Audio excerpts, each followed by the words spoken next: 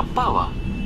அன்னைக்கு நடு ரோட்ல இவளுக்காக அத்தனை பேர் மாதிரி நடிச்சீங்கள, அப்ப தெரியலையா நீங்க தான் என் அப்பான்னு? இப்ப எந்த மூஞ்சி வச்சு என்கிட்ட பேசிட்டு இருக்கீங்க? டேய் மதன், அப்பா கிட்ட எப்படிடா பேசுற? ஏய் நீ சும்மா இரு. இது எனக்கும் அப்பாவுக்கும் நடுவில் நடக்கிற விஷயம். நடுவில் நல்ல விஷயம் போட்டு நீ வர தேவையில்ல. டேய் இப்ப என்னடா பண்ண சொல்ற?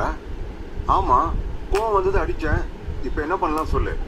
வேணா நானும் வீட்டை விட்டு வெளியே போவா? அதுதான் உங்க இஷ்டம்னா கிளம்புங்க. மதன், உங்களை மாதிரி பசங்களுக்கெல்லாம் வளர்ற வரைக்கும் பெத்தவங்க துணை வேணும். வளர்ந்துட்டா பெரிய இவங்க நினைப்பு. பெத்தவங்கள மதிக்க மாட்டீங்க.